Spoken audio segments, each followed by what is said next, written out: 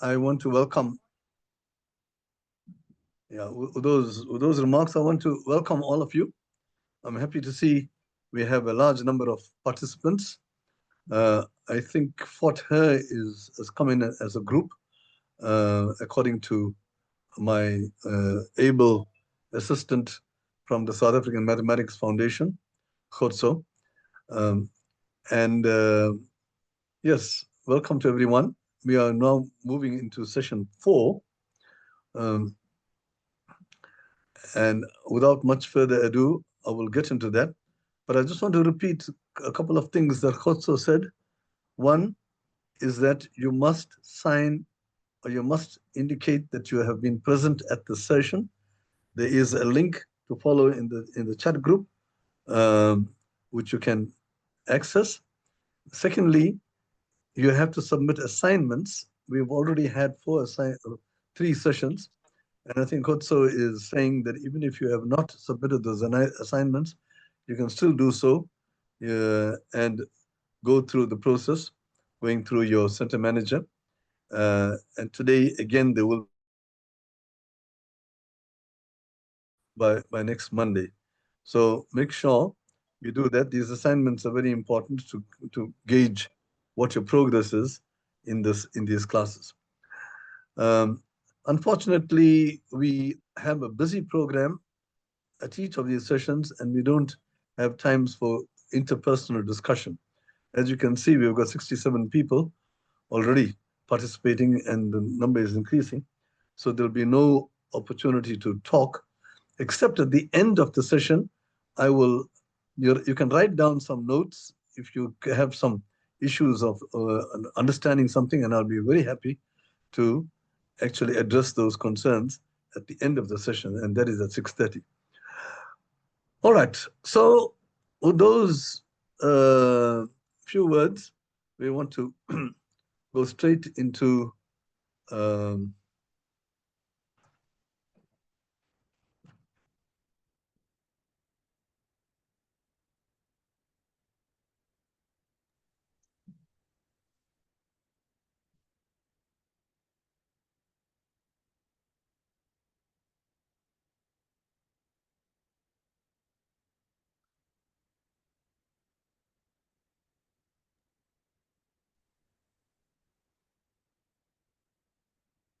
got the same problem here again.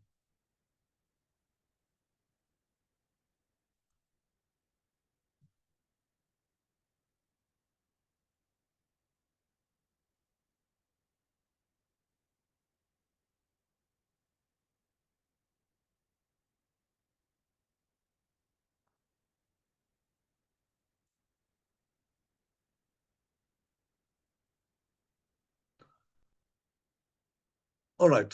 So are we on that page?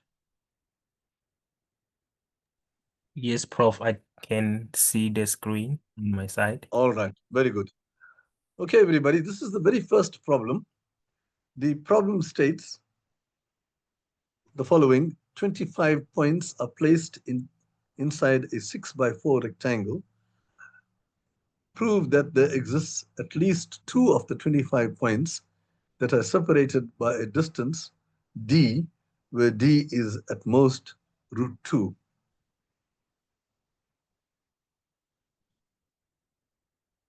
All right, so let's first try to understand this question.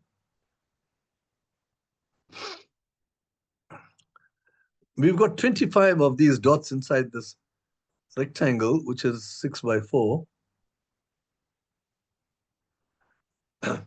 And we are asking to prove that there are at least 2 of these 25 points whose distances is at most √2. At most means it's not more than. So you want this distance between 2 of these points to be not more than √2, which is the same as saying that d is less than or equal to √2. So we want to prove that there are 2 such points. Now the trick is you got 6 times 4 is 24, and you got 25 points. So what you do is you break up your rectangle into 6 by 4 into a grid like this, right? That's very easy to do. And now when you are throwing these 25 points into this, they are scattered all over this place, right? And if you, but notice one thing, that each square, the since this is 6 by 4, we are, all these are unit squares, 1 by 1 squares. And the square root of 2 comes in here because it is the length of the diagonal, right? By Pythagoras, you go square root of 1 plus 1 is square root of 2. So the length of the diagonal is square root of 2.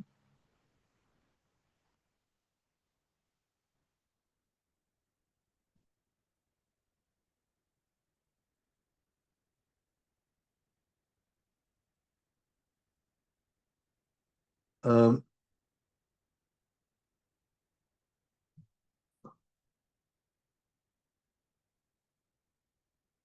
Sorry, I just want to enlarge my screen here.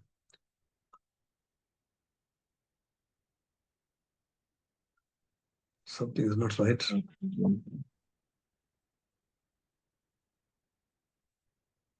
Right, okay.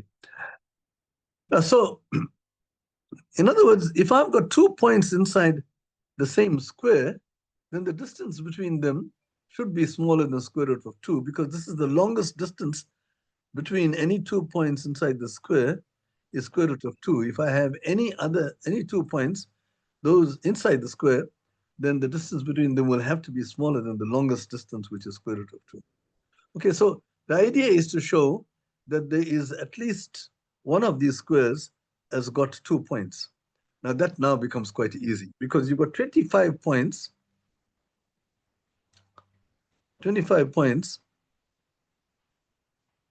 in 24 squares.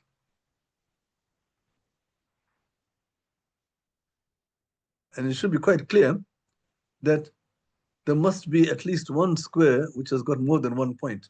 You can't have all these squares have got 1 point or less, right? Otherwise, you will have, at most 24 points, but you've got 25 points. So there will be at least one of these squares which has got 2 points. See, it's a verbal argument. 24 squares, so at least one of these squares. Somebody is writing on my screen. Can you please stop that? Also, if you can identify that person, please do so. I've got 2 red lines on my screen. At least one square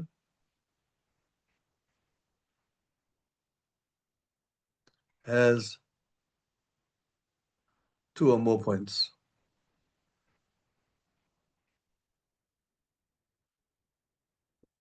Right? If you take any of those two, and the d for that will be smaller than square root of 2, because you're going to have those 2 points in a square whose distance, the longest distance is square root of 2. And if you've got any 2 such points, the distance will be at most square root of 2. So that is the solution to that problem.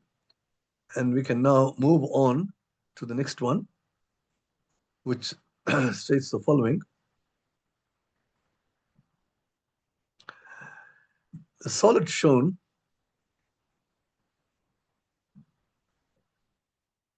here, this is a solid, it seems, and it's all glued together.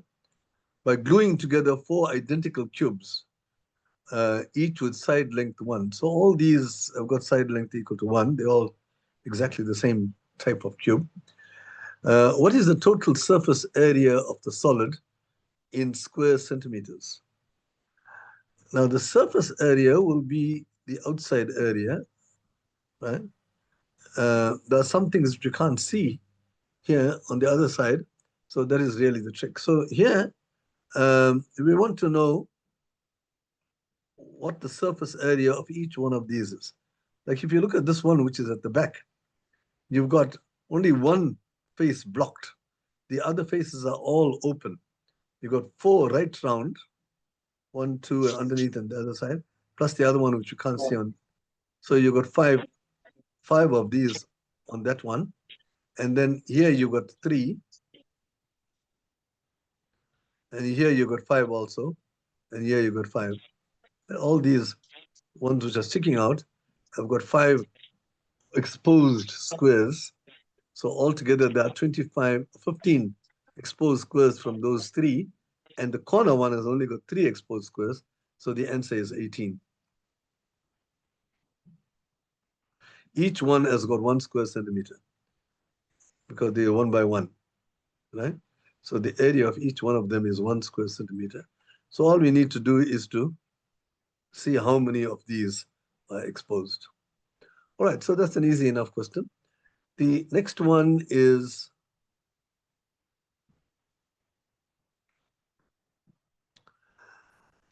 a similar kind of a question, maybe a little bit deeper. And it says the following. You've got 7 cubes whose volumes are 1, 8, 27, and so on. If you look at these numbers, you will see they are just the cubes. This is 1 cubed, 1 times 1 times 1. This is 2 cubed, 2 times 2 times 2. This is 3 cubed. So you got 1 cube, 2 cube, 3 cube, 4 cube, 5 cube, 6 cube, 7 cubed, right?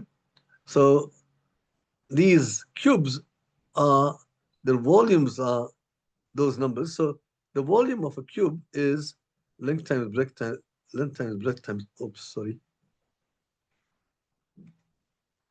The volume of a cube is length times breadth times height. So in a cube, all the sides are the same, right? The word cube is reserved for where all the sides are the same, and if the sides are not the same, you call it a cuboid. All right, it's not used very often, but a cuboid is where you have like a rectangular cube. So these are all cubes, and so the sides will have to be if the volumes are 2 cubes, so each one the sides are 1 cubed, 2 cubed. So the sides are 1, 2, 3 up to 7. All right. So now this is what you've got. Now I've got this one here right at the bottom here. This is the cube at the bottom.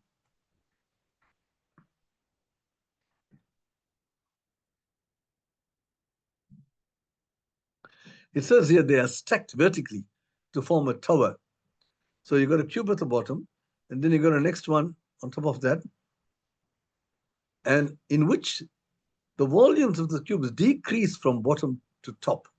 So it means that you got the cube, which is right at the bottom, you've got the cube which has got uh, side 7, and then you've got the cube which has got side 6 above it. Let me put this here. You've got the cube with side 7, and then you got the 6 and the 5 and the 4 and the 3 and the 2 and the 1. They all stack together.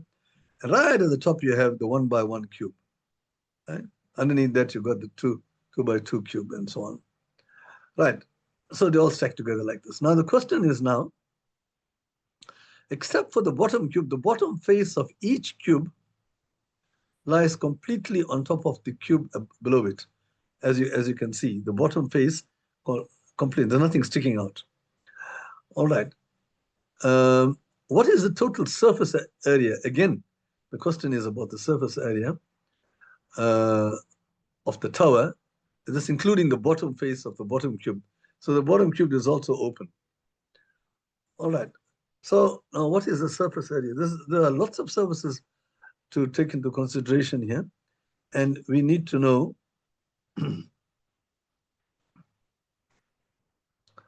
what the total surface area is. All right, so let's start from the bottom. Uh, we'll call it level 7. There are different levels. Level 1 has got the one by one cube. Let's start at the bottom. This is the bottom one. And let's see what the surface area of the bottom one is. Now remember, This cube here has got volume 343, so all its sides are 7. Right, now, the surface areas are all squares, right? And they're all squares of the same size because they're all 7 by 7. That's in a cube, it's like that, right? So how many squares have you got? You've got all around, you've got 4, and at the bottom one, you got this exposed, you got the fifth one there.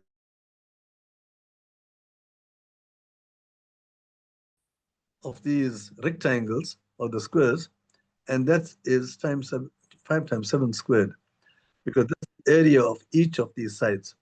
Now I'm going to focus on what happens at the top, because there is some part of the top which is exposed. By 6 cubes sitting on top of this, right? And the bottom part of that cube, I've got it shaded in yellow, that's blocking the area, the open area. So that's taking out some of the exposed the area here.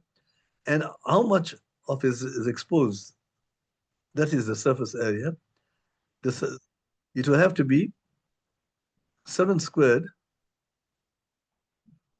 which is the area of the square, minus 6 squared, which is the area of the bottom face of the cube which is sitting above it. So there's a cube which is sitting above this, like that. And then we have to take out that area from the yellow part must be removed. So this is only at the level 7. So like this now, if you go up to level 6, it's the same story. But this time, there are only 4. If you look at this, there are only 4 which are exposed. Unlike the bottom one, the, the one right at the bottom has got even the bottom one exposed. Here, only 4 of them are exposed. So you have 4 times 7 squared. And at the top of that, there's a square which is sitting there, has to be, that's uh, the area of this whole thing is 6 squared, but the 5 cube is sitting on top of that. So you have to take out the floor of the 5, just like here. So if you keep repeating this exercise for each of these levels, here again, it'll be 4 times 7, 4 times 6 squared. Oh, I'm sorry, it should be 4 times 6 squared. Because now we're looking at the smaller cube. And level 5 will be 4 times 5 squared. That's the cube of side 5. And you have to remove, you can see the pattern. You have to remove the one which is sitting on top of it, like that. And you go all the way up to the top one.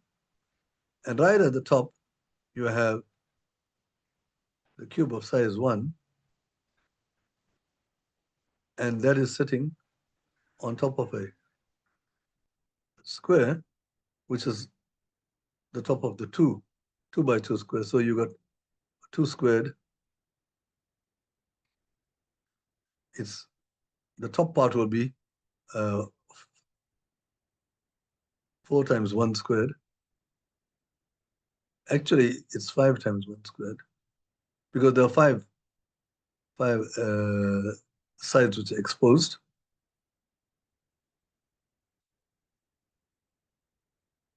In that case,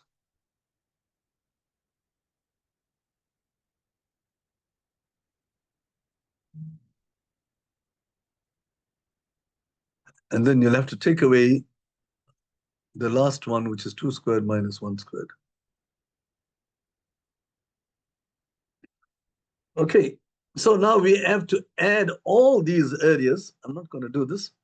And eventually, I'm not sure what answer you get, but I think it's okay, etc. I'm just going to say etc. Um, I've forgotten what the actual answer is. Um, all right.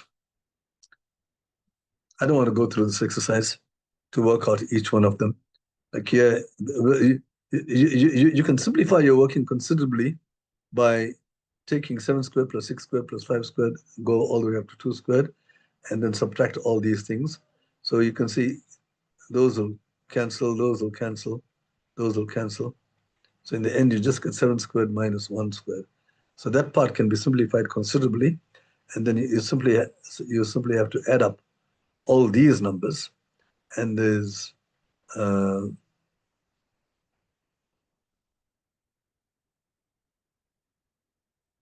yeah, okay. Just bearing in mind there's 5 here.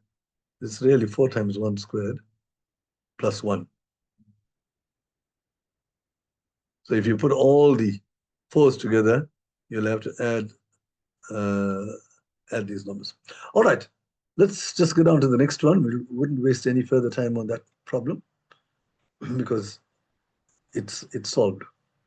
Okay, the next question that we're going to look at is this one.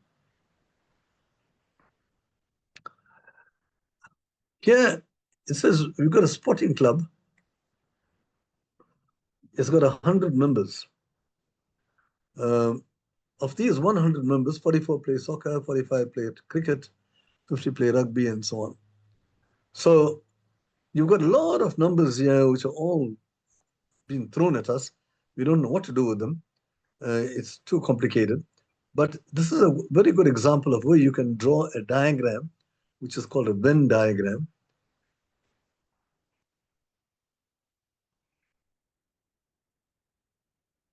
where you simply, instead of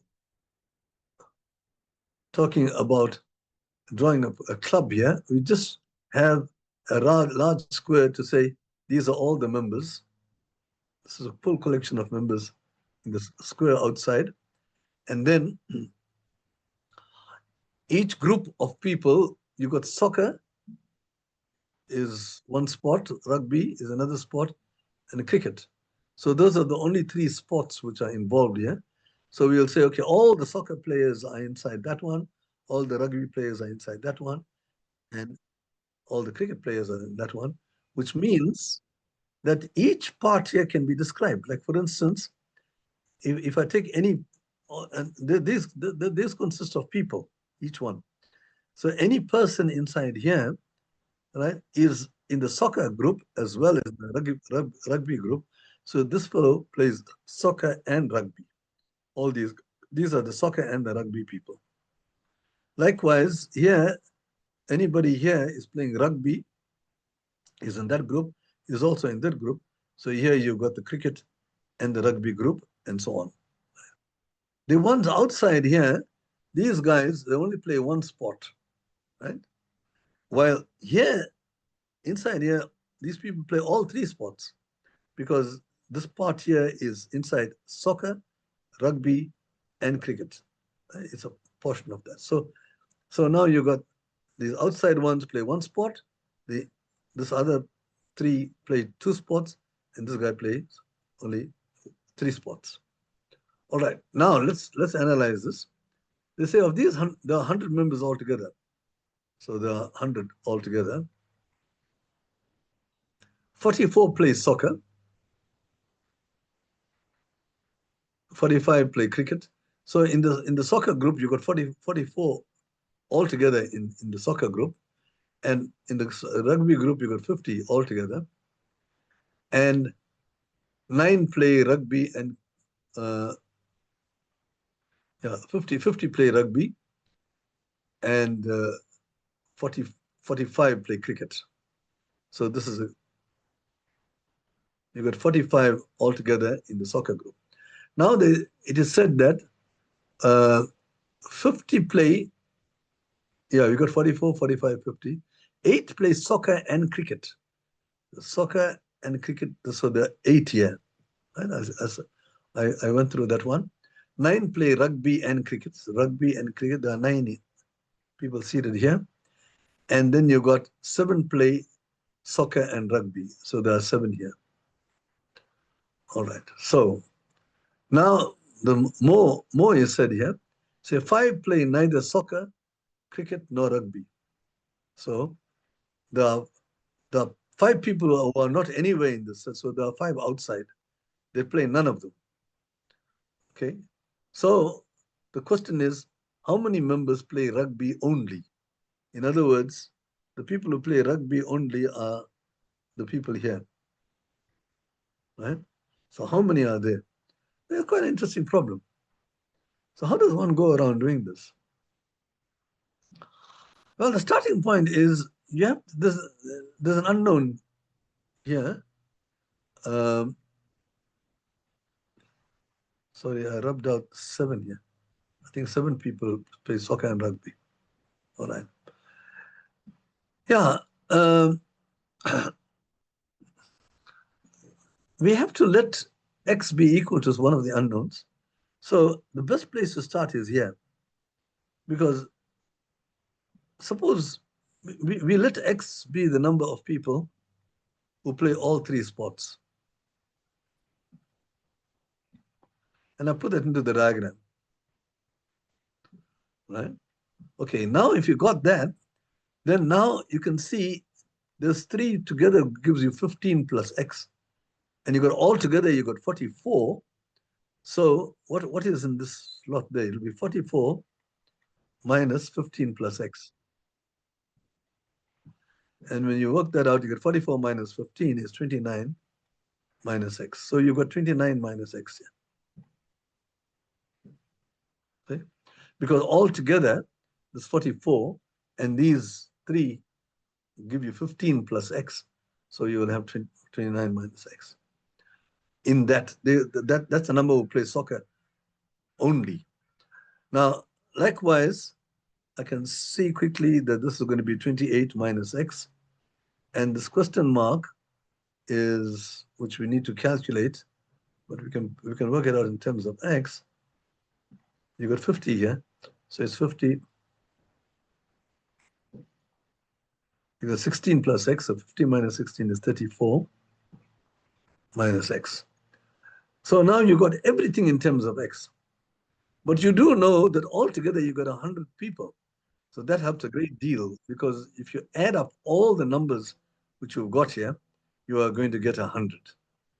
Then you have an equation in x, and you can solve for x. And once you solve for x, then we can work out how many people will play rugby only, because that is 34 minus x. So let's add everything. Okay, I'm going to take out that 44 there because that might confuse the issue. I've already used this thing, and okay, let's add everything up. Where do we start? Let's add. Okay, we'll start from the outside. The five which are outside. Let's take all the soccer people. Okay, the soccer people we already know is 44. So I can put that 44 there. That's all the soccer people. Now I can take all the things which are outside soccer, and that gives you 34 plus 9 is 43 minus x. I don't count these because they've been counted in the soccer. And likewise, I only have to count those, which is 37 minus x. Those which are outside soccer, 37 minus x. And I put the 5 also. So this, when you add up all these numbers, you're going to get 100. Okay, so it, it's 44 minus x. I don't know, my minus sign seems to have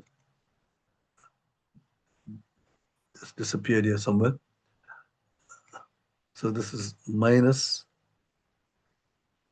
x. Right. You got the three x's on the one side. So let's take all the x's to one side.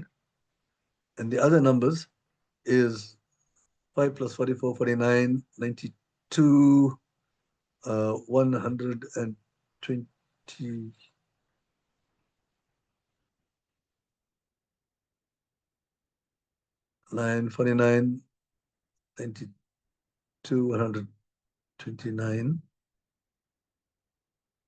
Oh, yes, there was a, this is not 44 minus x. There's also an x here. I didn't add this. I forgot to add this X. You see?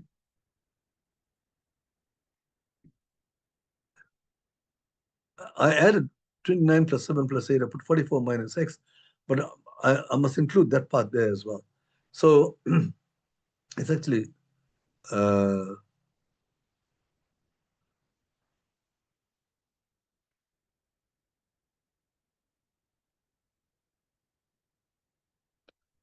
yeah, sorry about this. So it's plus X minus.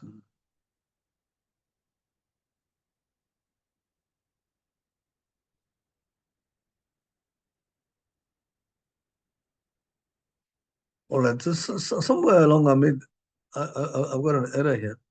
Sorry, I'm getting an odd number here, which is a problem. And I've rubbed out all the numbers here, so I've got a problem here. 7, 8, 9.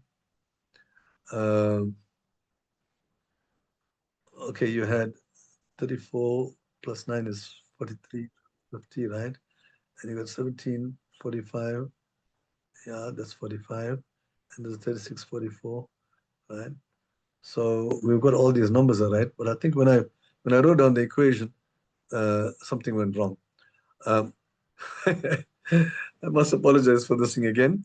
But uh, I'll leave it to you just to find out what the error is. Or maybe I shouldn't do that. That's not a nice thing to do. Okay, let me add all the numbers. 29, 36,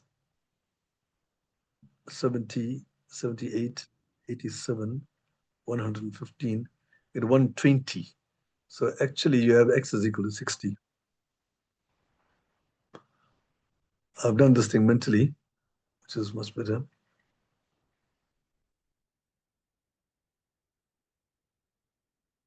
So when I add up all these numbers here, I get 63, 71, 80,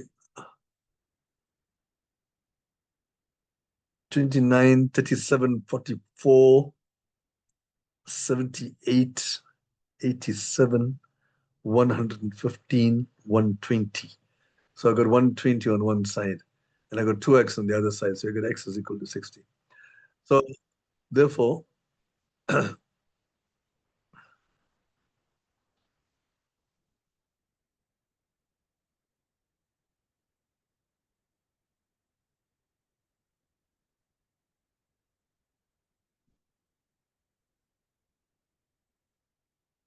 20, 20. X is 20. All right, because it's 100, 120 minus 100. So that makes X is 20. And so therefore the number of people who play rugby are 14.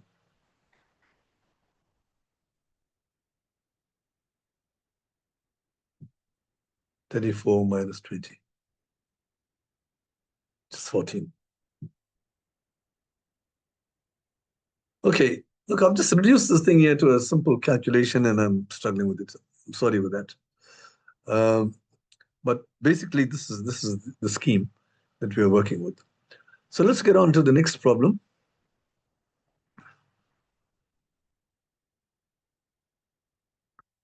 The next problem says containers A and B contain mixtures of red and green paint. So you got A is a container. Now this is a mixture.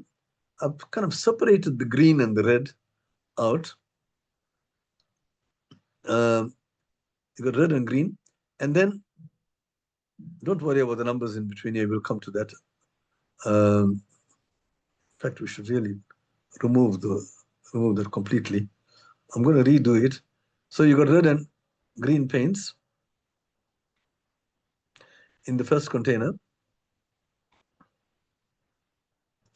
And the second container has also got red and green paint. But the ratio of the red and the green changes. It says here that the ratio of the red to the green in container A, let's call this container A. It's container A here, container B, the ratio of the red to green is 3:1. So you got, let's put red at the top. I've got in my diagram of a green at the top, so let's stick to that. So the green paint is here and the red paint is at the bottom. If you separate them out, all these mixed up for the purpose of counting. And the other one also has got red and green and red. But it says here that the ratio of the red to the green in container A is 3:1. So, in other words, for every 3 red, I've got 1 green paint. Right. And the same thing here, you've got the ratio of the green, the red to green is 5:1. So I've got the red is bigger, you can see, is 5:1. Okay, so just bear that in mind. Now it says that 6 liters of the paint in A are mixed with X liters of the paint in B. Now that's a little bit tricky question. Now you got, of A, we got 6 liters. So I'm not taking the whole thing, but we take 6 liters from A. Now that will obviously it'll have green paint and red paint, but the red to green is 3:1. So if the red to green is 3:1, it means 3/4 of the 6 liters consists of red paint and 1/4 of the 6 liters has green paint in it. But you got 6 liters. So 3/4 of 6, 3/4 of 6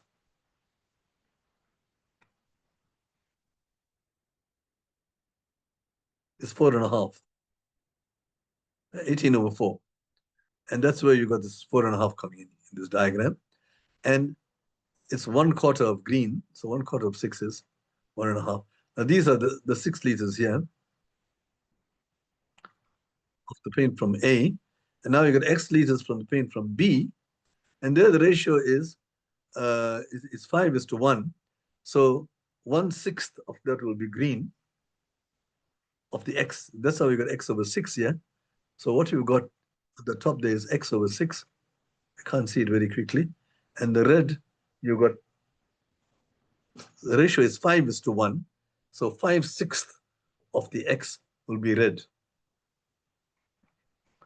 5/6 of X, because you got X liters of paint altogether.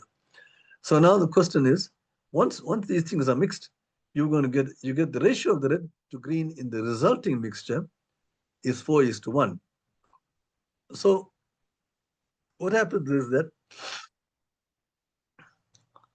you need to work out the total amount of green, red first, is going to be 4:1.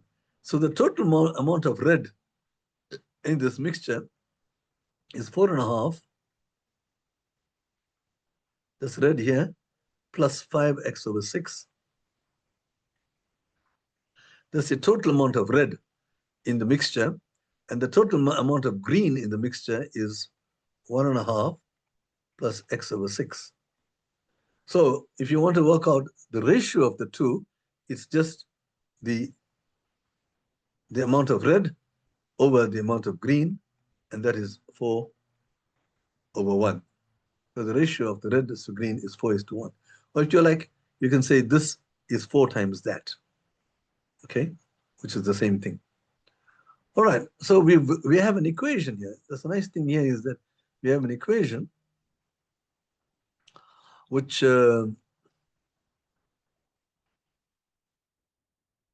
with only one unknown, and that is x. Now, I know that some of you are still in grade 8 and you're not very familiar with equations, but what matters here is that you got 4.5, make it 4.5 plus 5x over 6 is equal to 4 times 1.5 plus x over 6.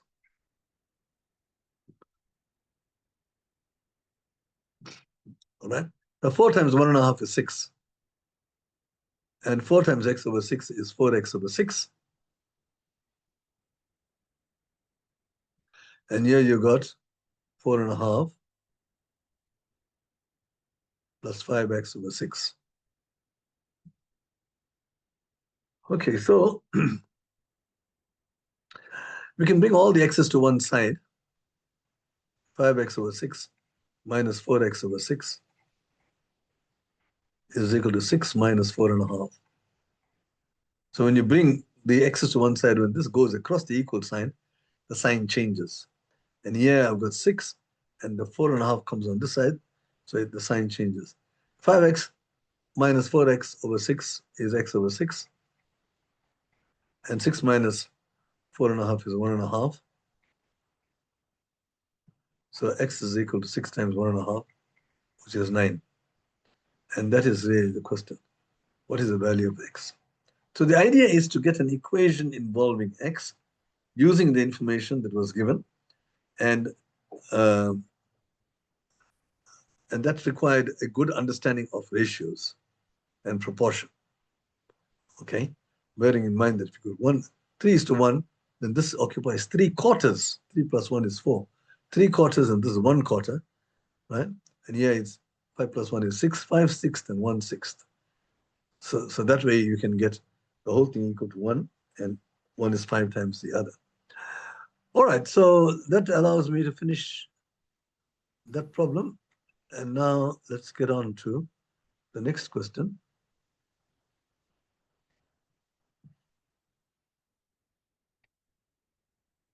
which is, let's read this question and see what it is saying. This is between 12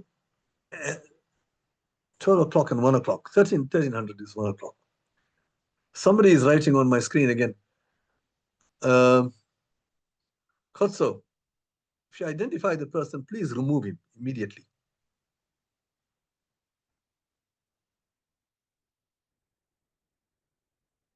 I've got 2 lines on my screen. Whoever has done this, please take it out.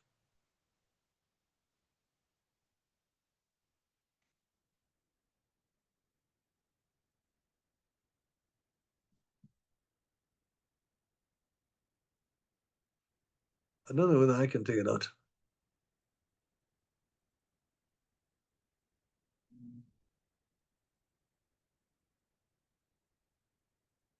No, I don't think I can take it out.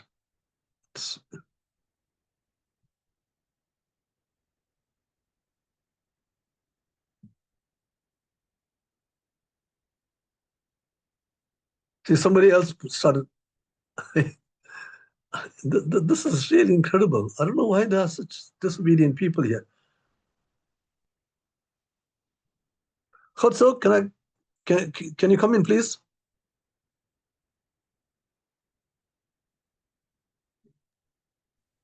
I think it's something some who wrote here. Yeah, Some please identify the person and remove this person. But can I you think, please erase here, please? okay, I'm going to take out everything here. I think I can do that. Right, okay. I've taken it out, but please remove that person from the class. And let that serve as an example to anybody else who interferes on my board. All right. I've lost 2 minutes because of somebody's disobedience. Between 12 and 1 o'clock, there are 2 times when the hands of a clock are exactly at right angles. Now, I know many of you have digitals, but I will trust that all of you know how a ordinary clock works, right? 12, 1, 2, 3, 4, and so on. You see them all over the place. Right. Now, these clock problems are a little bit tricky. So what happens here is that they say that there are 2 times when the hands of the clock are at right angles. Now, it's when they start at 12,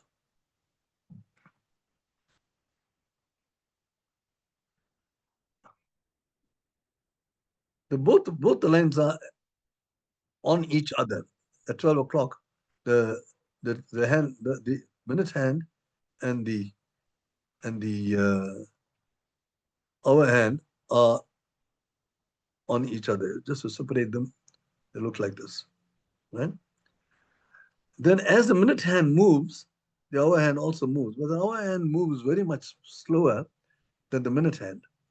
If you want to know how slow it is, it's easy to work it out because when the minute hand goes through an entire one complete round, when it goes through 60 minutes, then what happens is the hour hand goes through only 5 minutes.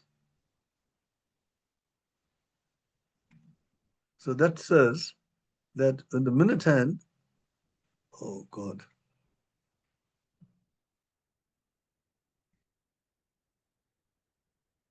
So when the hour hand moves 5 minutes,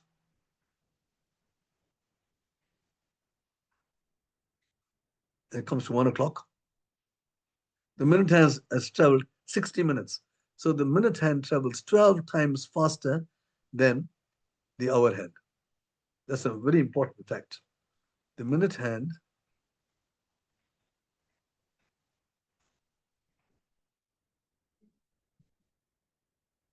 travels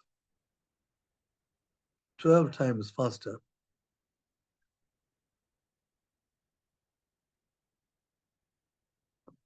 than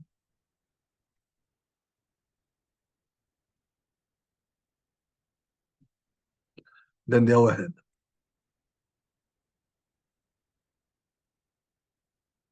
That's an important fact to bear in mind. Right. So there are two times when the hands of a clock are exactly at right angles. You can see the black line when this hour hand moves through a small bit between 12 and 1. This guy is at not at 15, but it'll be slightly more than 15 because you want the hands of the clock to be 90 degrees. So if this thing has moved through a small bit, to make a 90 degrees, it's up here like that.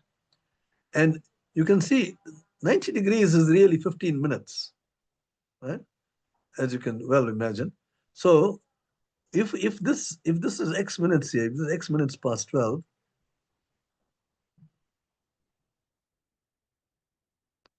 past 12, then the minute hand is 90 degrees to that. The hands of the clock are at right angles. So if this has moved X minutes, then the hour hand would have moved 15 plus X because this thing here occupies 15 minutes. It's a quarter of 360. So if that is moved X there, this would have moved through 15 plus X altogether. So the minute hand would be at 15 plus X in the first case. Right? Now, but as it goes around, it comes to the red situation. The hour hand is closer to 1 now, but the minute hand is now making another 90 degrees here. That is why they say there are two times when the hands of the clock are exactly at right angles. So here, the minute hand would have moved a little bit more. I'm calling it Y, right? And this time, this entire thing will be 45 minutes because this part here is 15 minutes and you got 60 minutes altogether. So as far as the clock is concerned, this is quarter two will be 45 minutes past 12. And here you got 45 plus Y because the hour hand has moved a small bit. It's exactly like that. Right. So you got this scenario. And now the next thing to say is that the 15 plus X, this is traveling 12 times the black hand, the small hand. So that's 12X. And likewise, in the other case, it's 14 plus Y. Sorry, 45 plus Y. That is 12 times the distance that the minute hand has moved during the same time. So it's 12 times Y. This will be 12 times that the number of minutes past 12. Okay, so you got two equations with two unknowns, and you can solve for x. Now you but what we want to know is how many minutes apart are these two times. So what is the meaning of that? Okay, the one time is at 45 plus y, and the other time is 15 plus x. So therefore, the the question is,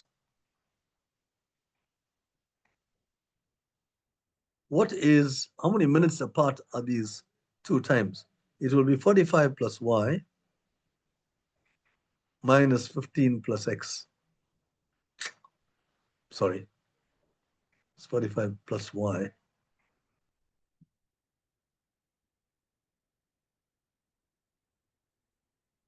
minus 15 plus x. I'll put that in brackets. This is the difference, the distance difference between the two times.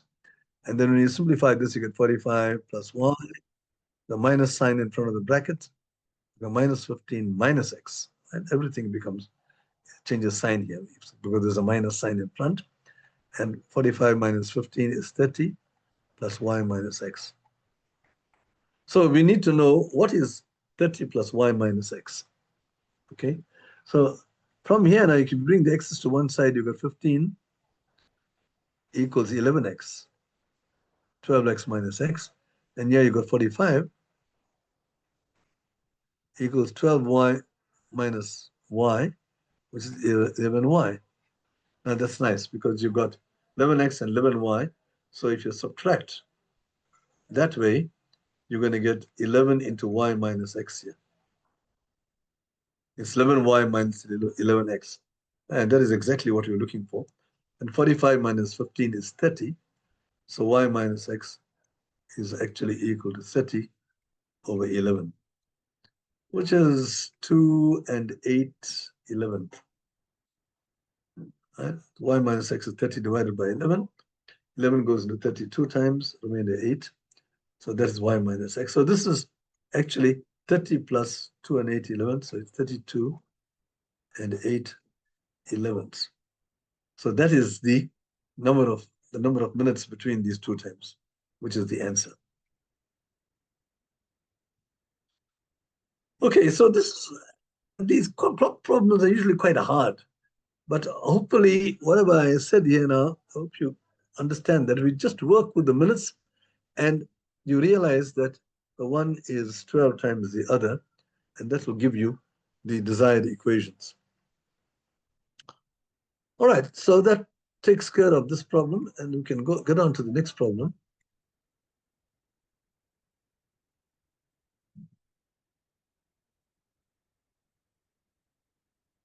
Which is the following.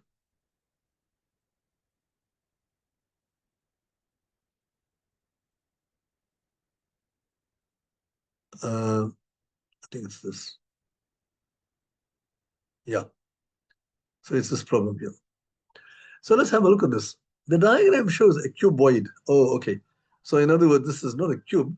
The sides are not all equal, as in the case of a cube.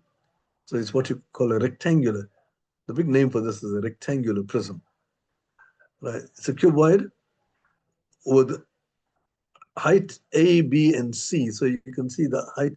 I've drawn it larger here. A, B, and the height is A. And the lengths of the sides are B and C, the breadth and the length. That's at the bottom. You can sort of imagine that this is the corner of a room. I always like to imagine the corner of a room because it's a very familiar sight. The corner of any room. When you go to any room, you'll see a corner there. And then I think of this bottom part as a floor, and I think of this part here as a wall, and this part here as a wall, and these two walls, they meet along this line, where the two walls meet, but this is up there in space, and this is the floor. All right, so that is what we call 3 dimensions. If you understand as if it's a corner of a room, it helps a great deal. Now, you've got a picture here like this, and they say that the distance AB from that top part of the cuboid to this part here. I think this is B here. AB is 6. So this line which shown is 6. AB is 6. And they say the sum of the lengths of all the edges is 28 centimeters. Now there are lots of edges because you got 4 edges at the top. Edges, this thing here. And the flat part is called a face. It's nice to know these terminologies. The faces, so a face at the top, a face at the bottom, that makes 2, and the 2 faces on the sides, and the front and the back. So there are always 6 faces in a cube. And how many edges has it got? Well, you got 4 edges at the top, 4 edges at the bottom, that makes 8, and there are 4 vertical lines, so that makes 12. So there are 12 edges.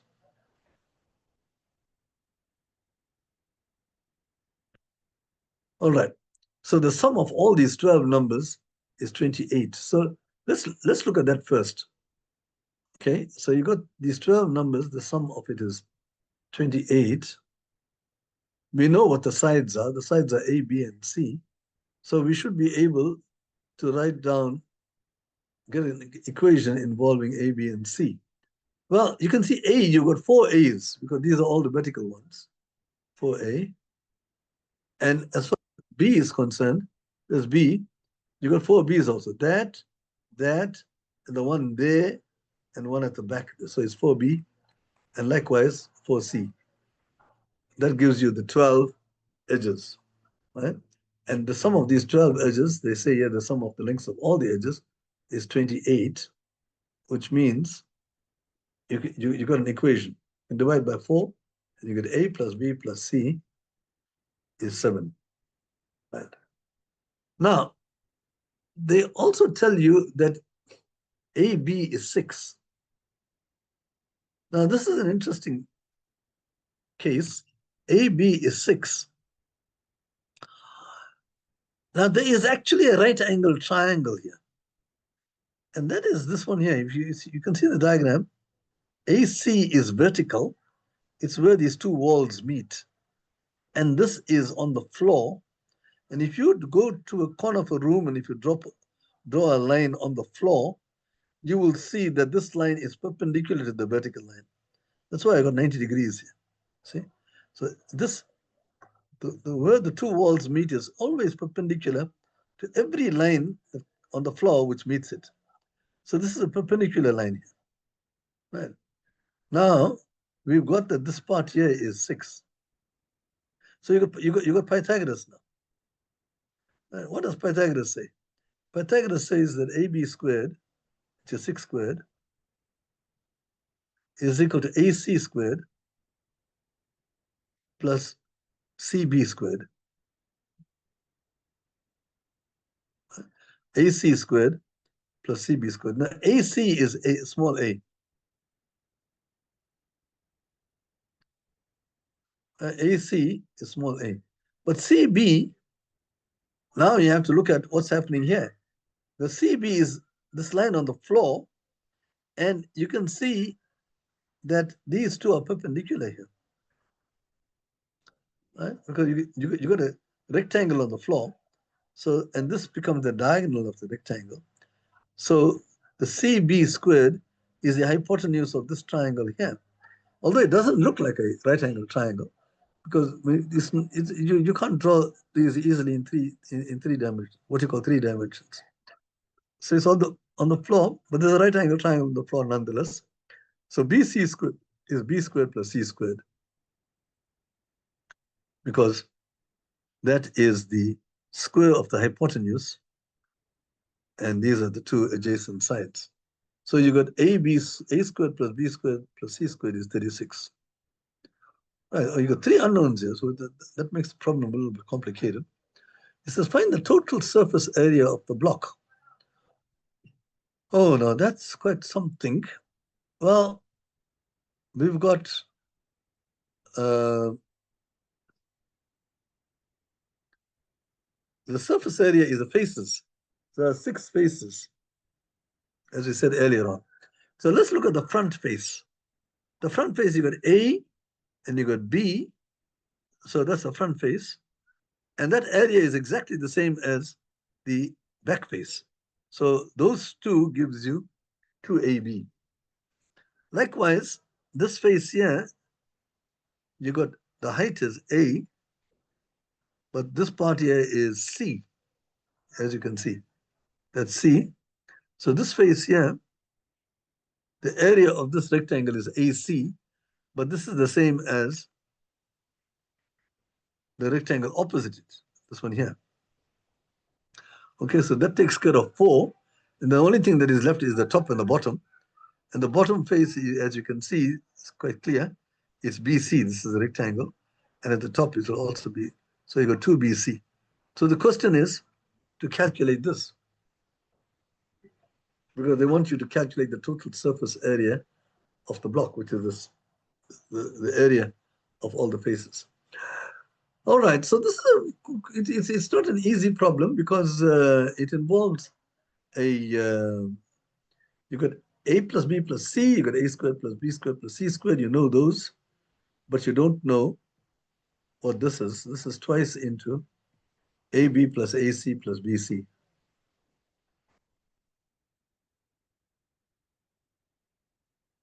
All right. Now, what comes to mind here is that you're squaring. So it'll be nice to square A plus B plus C, because when you square this, you will have the A squared, B squared, and the C squared coming in. Don't be fooled into thinking that this is A squared plus B squared plus C squared. There are lots of other terms which come in. Now, I'm not going to do this, but what I'm going to say is basically that this is equal to A times A plus B plus C plus B times A plus B plus C plus C times A plus B plus C. A times this thing is being multiplied by itself.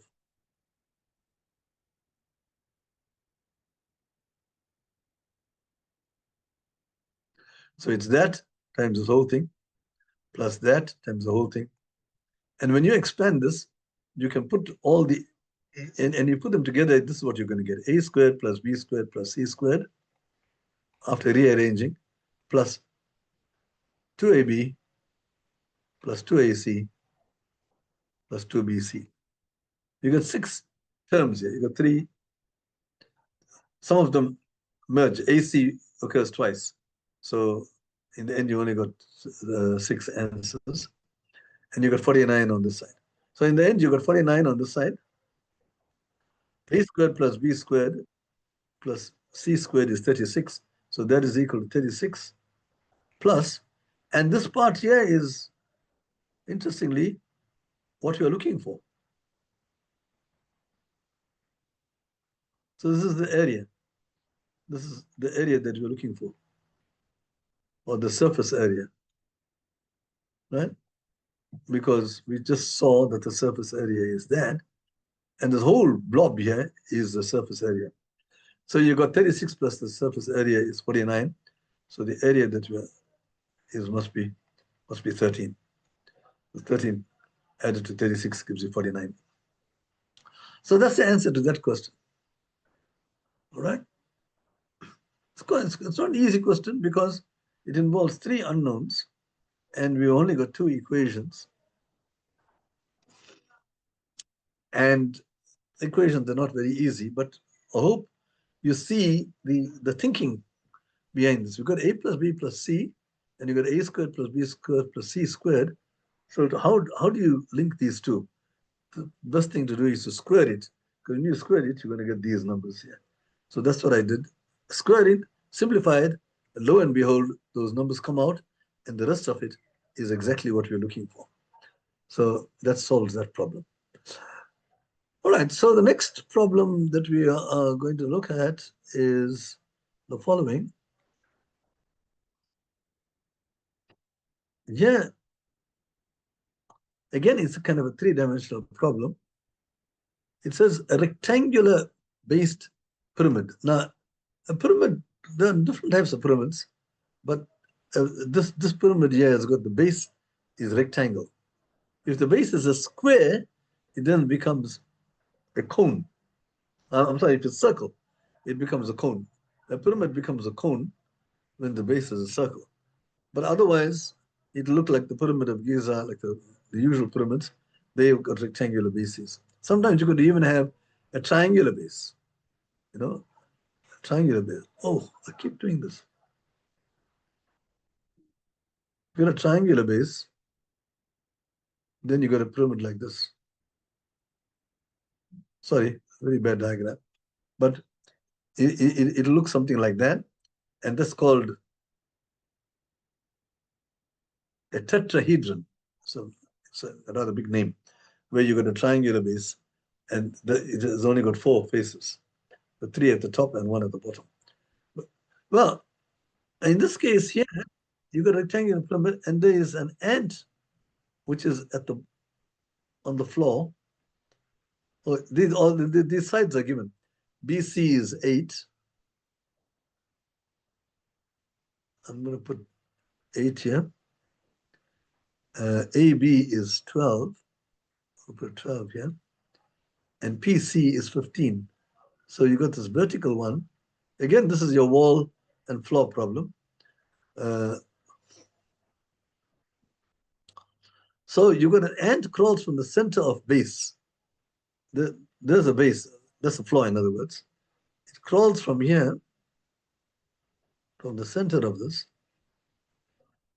and it goes up to P, and it takes the shortest possible route. So you got an ant in the middle of this.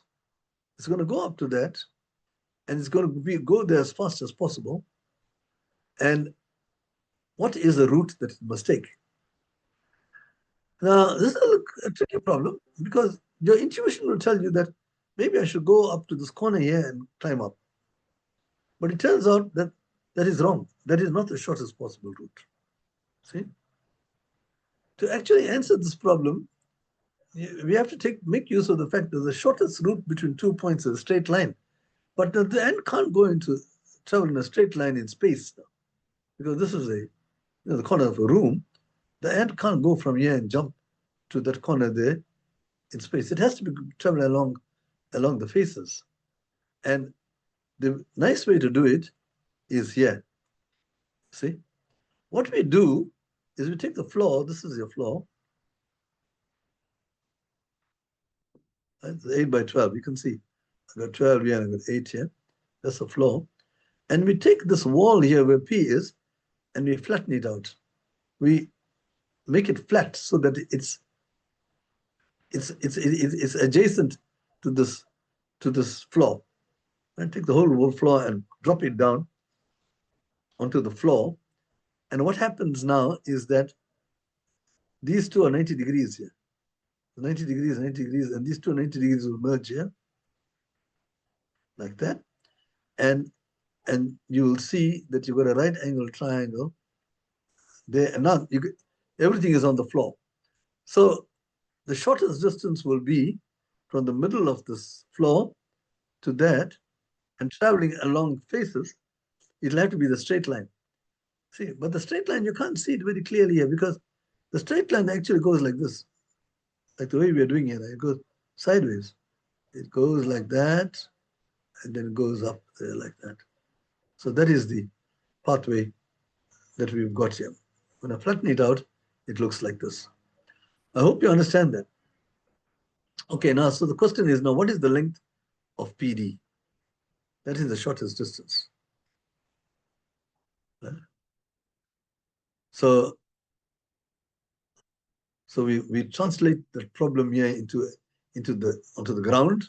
We put everything onto the ground space or the floor space, and then we got all these dimensions, and we need to calculate what PD is. Right. Now we know that PC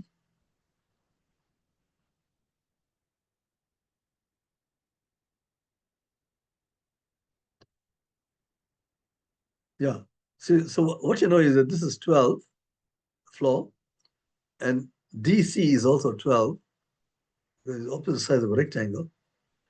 And this height is 9. No, I'm sorry. PC is 15. It was given that PC is 15, that one there, right? And there it is, yeah, PC is 15. But you got this is 12. So you can calculate what that length is because you got a right angle triangle.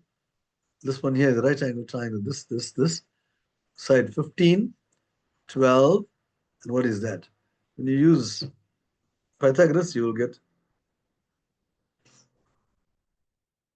9. It's very similar to the 3, 4, 5 triangle because you got 9, 12, 15. If you divide by 3 right throughout, you got 3, 4, 5.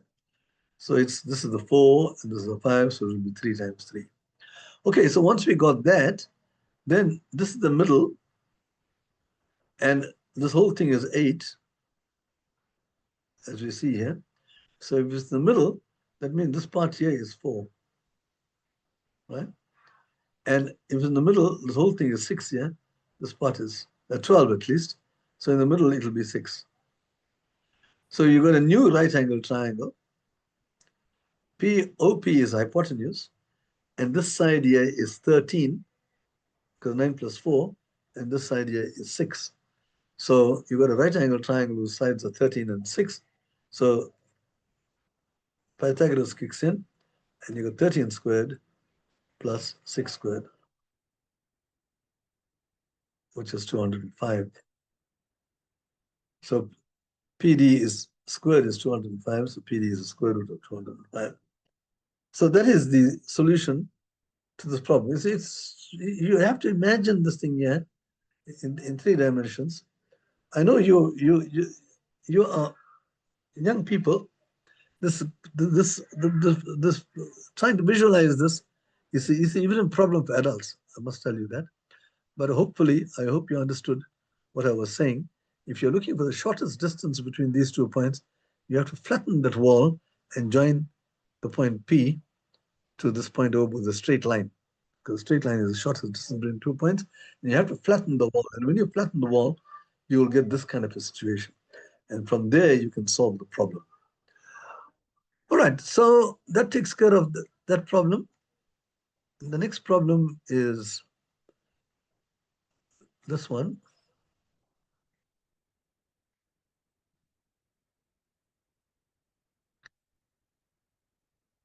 It says a scale is faulty. If a mass less than or equal to 1,000 grams,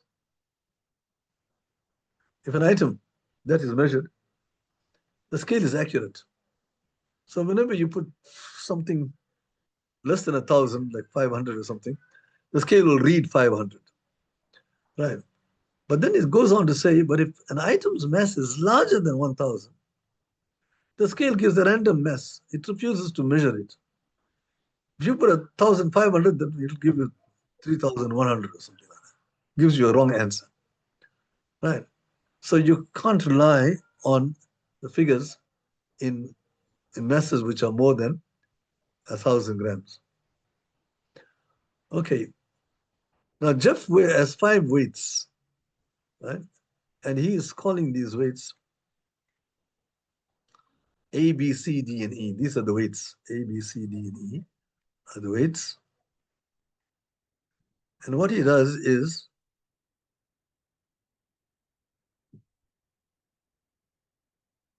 he places them 2 at a time, as you can see. So he puts B and D together. These are the different weights. Puts B and C and so on. And he sees how heavy they are. So if you look at these things here, then you can see, you might want to be tempted to say that B plus D is 1,200. But you'll be wrong. Because all we can say is that B plus D,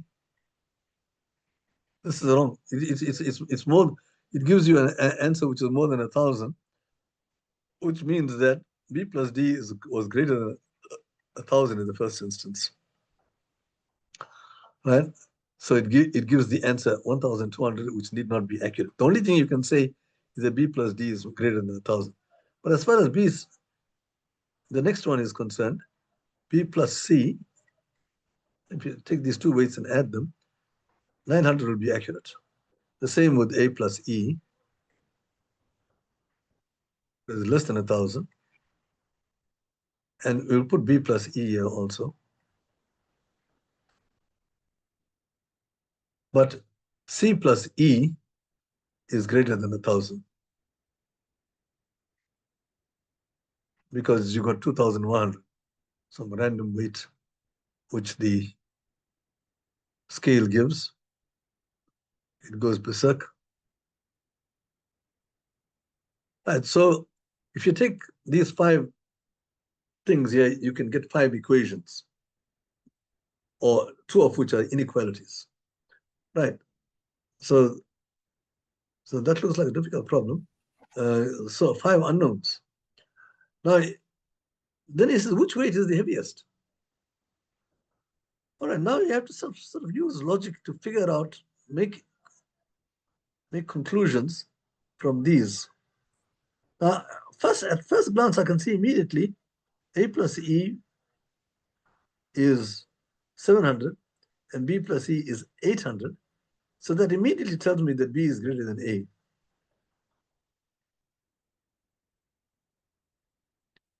It's greater than A by 100 grams, but it doesn't really matter because we only want to know which is the heaviest. So B is greater than A. So A is certainly not the heaviest because there's something which is bigger than that. Okay, let's compare something else now. We can take B plus C and B plus E.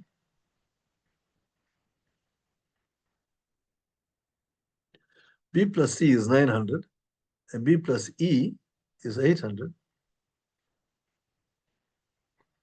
So you have, again, C is greater than E. So let's just record that. So E is not the heaviest.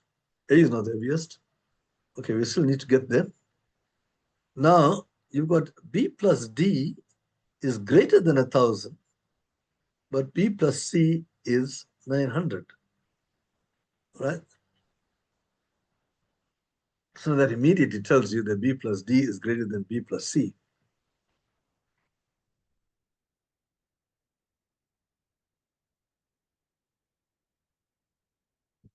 This is greater than 1,000. This is equal to 900. So therefore, D is greater than C. Because if you take these weights out, B's, you'll see that D is greater than C. And I think you still have one more, B plus C and C plus E. C plus E is greater than 1,000. And B plus C is 900. So this is,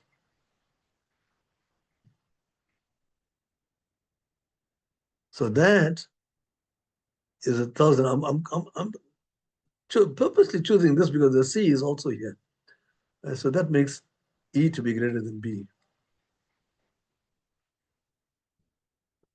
Okay, now if you put all of these things together, you got D is greater than C, and C is greater than E, and E is greater than B.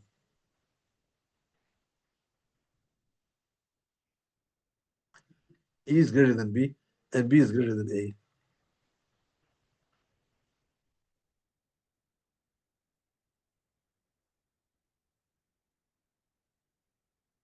So you can see D is the heaviest.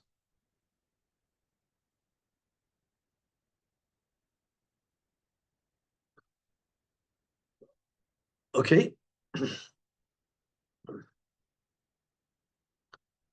I'm just hesitating because for some reason, when I worked this thing out the last time, I didn't see a chain like this. But whatever it is, the D is the heaviest. So just check that one out. All right, so that takes care of this problem. And the next problem that we need to look at is this one.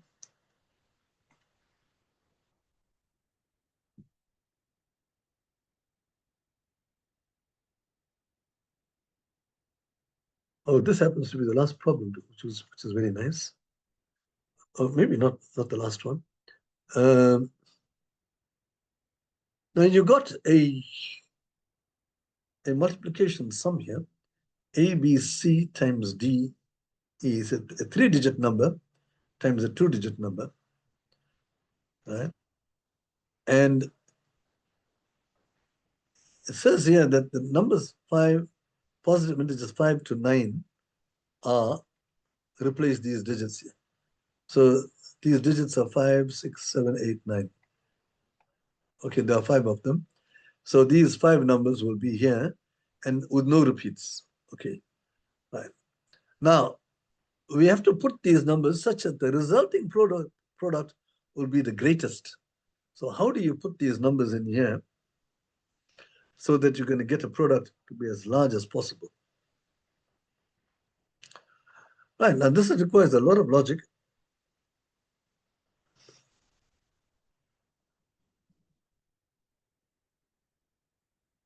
And let's see, the first thing we can do is, obviously the A is in the hundredths unit. So you want to be on, A has to be,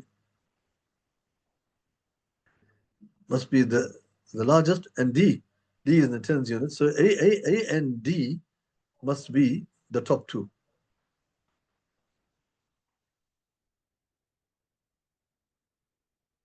A and D must be, I'm putting it using set notation, is 8 and 9.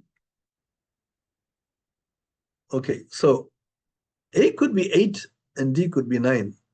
8 times 9 is 72, and 9 and 8 will also give you 72. So we're not sure uh, whether A is 8 or 9. So let's assume that A is 9. So you have 9, A equals 9. So what will we have then? Now you must have that D is 8. You must make this as large as possible. If you make this anything smaller, 7, 5, then you get 9 times 7, which is smaller. And these two, this is the hundredths unit and this is the tens unit. Those together will give you the thousandth unit. So you have to put an 8 here. And now the question is, what do you put in these?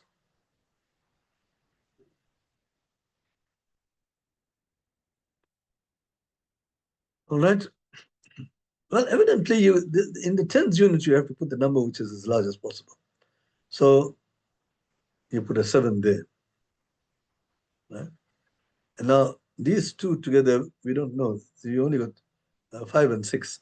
The smallest ones will be in the units. So maybe this is 5 and this is 6, or maybe this is 6 and this is 5. So we don't know about that. Right? So you've got this. If the A is 9, we'll just pause there for the moment. And if A is 8, then you got 8 just as before, and you have 9 here. And these two here are 5 and 6.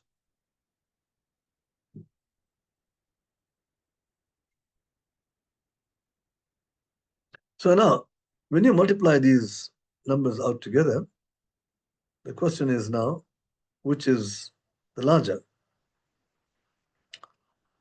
Well, if you just multiply just these numbers, you're going to get this number here is going to be greater than 970 times 80, because there's still a small number there at the bottom side. 970 times 80, and that is 77600. Now here, when you multiply these two numbers, you get 870 times 90. This number here is going to be bigger than that. And here you get 78300. So it looks as if this is the correct one. See? In fact, it is the correct one. You can see this. This is significantly bigger than that. You got 776783. This is a difference of 700. Yeah. All right. So this is the scenario, not that one. Only question is now, what do we put here? Do we put the 5 or the 6 here? Because they're asking you to replace. We need to put the answer here. The final answer must have all the numbers in it. So we don't know whether it's 875 times 96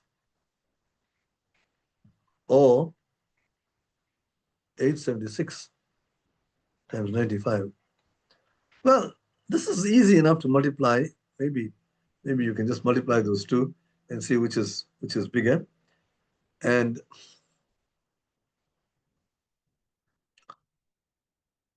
yeah, because this is a simple multiplication now, right? And you can check out which is bigger. I'm not sure. I can't remember exactly which was the bigger one. I think it's this one here. I think that is bigger. It's bigger by a small amount, by 220 or something. Um, all right, but you can check it out. This is a simple multiplication sum. Compare the two numbers, and you will see which of these is larger, and that will be your answer. Okay, and that takes care of the last problem. And then I got another little challenge here.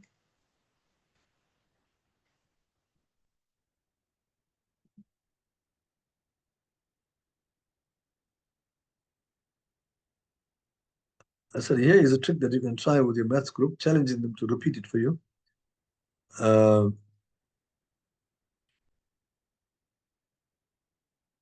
take any three-digit number and multiply it by 91. You can tell people to do that. So suppose they take a number like 357 and they multiply it by 91. They can use a calculator here. So you'll get some answer. And then they say, give me the last three digits of your answer. The last three digits. There will be some other number. You don't know what this number is. All you know is that you multiply 91 and the answer give you the last three digits. And then uh,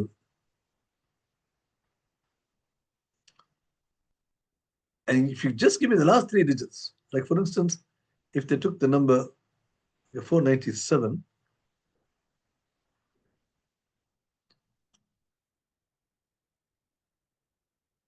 if you give me 497, then I will tell you straight away what number you thought about. Right? And I will tell you the three-digit number you thought of. So I will tell you thought about 467, which is quite remarkable. You just take this, and only the last three digits, you'll be able to work out uh, what the last, what the original number is. Okay. So just think about that. I think next time when we come back, I will tell you what the what the trick is. How do you do it? Try to figure out how are we to know what number the person thought about. What's the secret? So there is some mathematics involved here. One useful thing is that 91 is not any. It's a interesting number because 91 times 11 is 1001. That's useful to know. See? So if you use that, you can figure out what the strategy is. Uh, right. So think about that. And next time we come back, remind me, and I will tell you how to solve the problem. What what the trick is. Okay, now we have in the chat column, I don't know why, there are 99. Oh, I see. People have put in their 129 chats. Okay, there are people who have got various questions. Also, please answer each one of these guys. There's going to be a lot of time.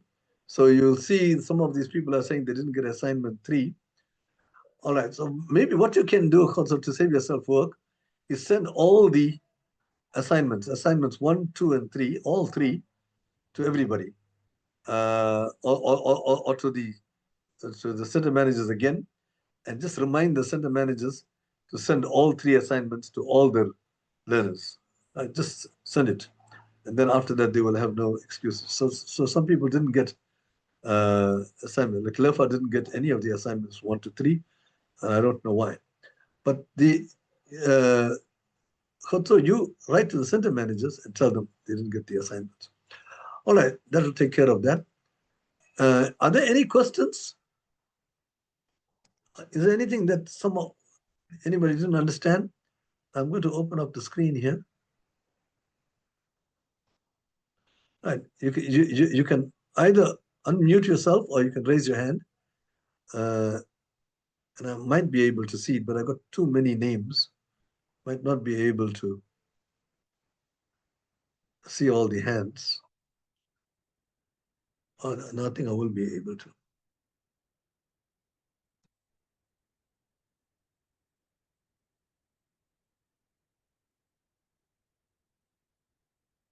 Okay, it doesn't look as if anybody is raising their hands.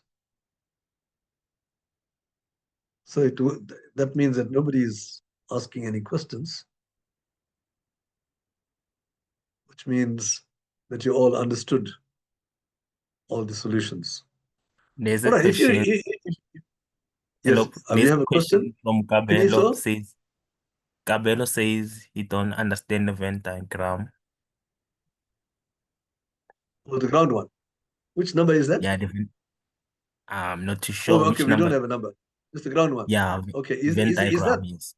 Abel, is that the one with the ant? Mm, I'm not too sure. And there are two problems with ground. Venn diagrams. I meant a Venn diagram. Somebody didn't understand the Venn diagram. Yeah. Okay, we'll address that just now. So there was the Venn diagram and also the ground problem. Is there anything else? All right, I'm going to do the ground problem and the Venn diagram again. Those of you who want to still sit and watch, you're quite free to do so. Otherwise, you're free to leave because we've Also, passed there's 6:30.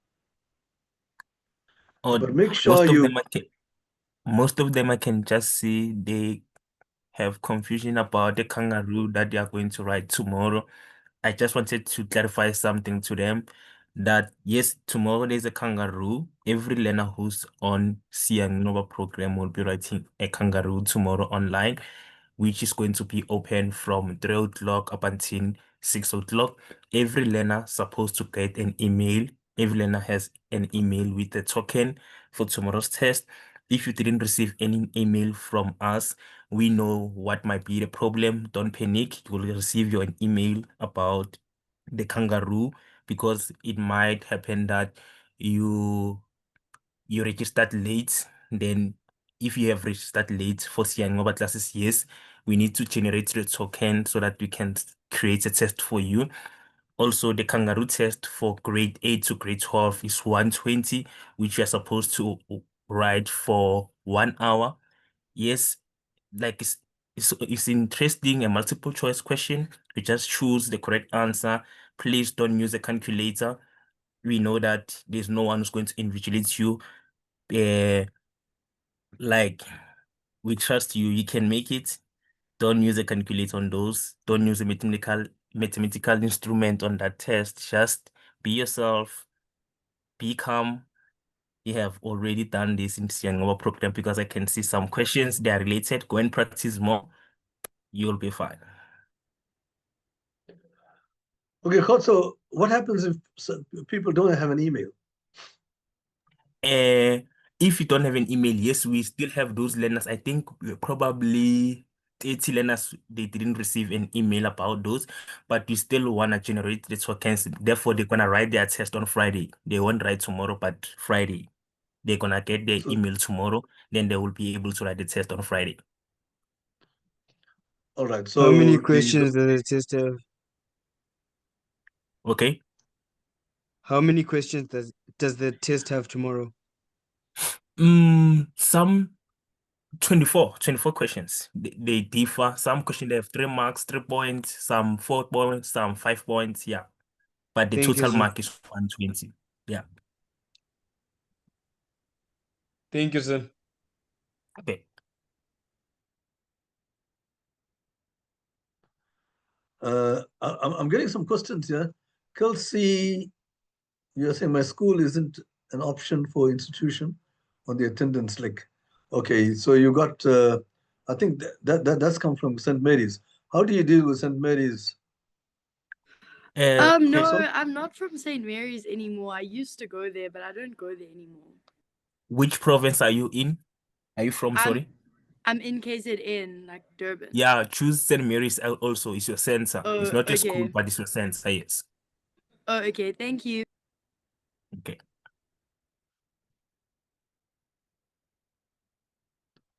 I saw some other questions coming up, but they are not there anymore.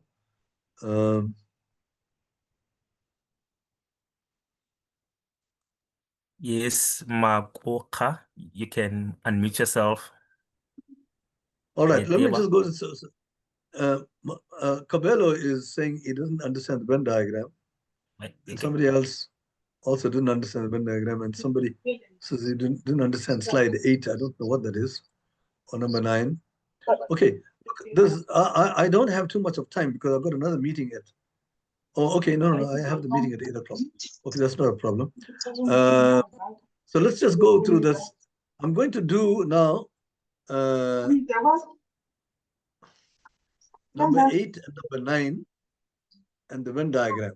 Those are the 3 ones I will do because the questions asked about that.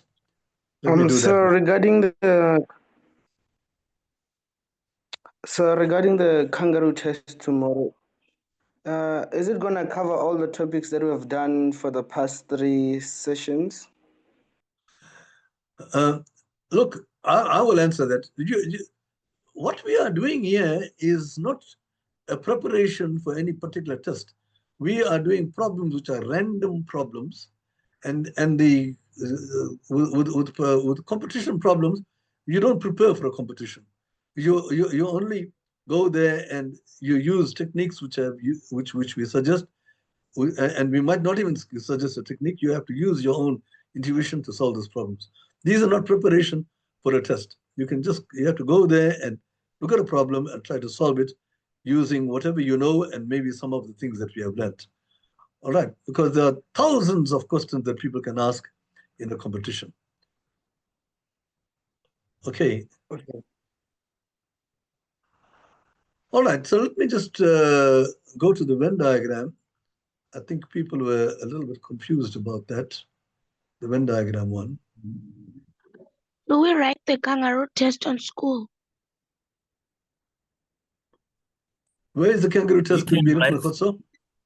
At home, anywhere where the environment is quiet, won't be disrupted by anything. Yeah, anyway. It's even okay if we write at school. Yeah, it's still fine. Yes, anywhere. Because it will be online, then you'll have to be looking at maybe your phone or sitting at a laptop or something like that. And you're on your own and you work it out according to that and you give your answer on the phone. So it doesn't matter where you are, as long as you put the answer down. All right, I'm not going to entertain any further questions on the kangaroo test. I think most of them have been answered. If you have issues of that, you can try to speak to your center manager. All right, there is your Venn diagram problem. Now, what was given here, I'm going to go over this again. What was given here, you see, let's take a simple case like this.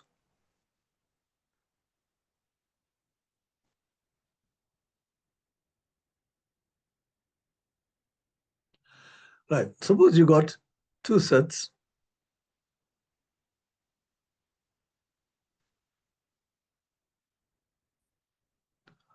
Whatever it is, you can say these people eat cheese, or they got a cheeseburger, and these people have got a hamburger, right? And there are some people who got cheeseburgers and hamburgers.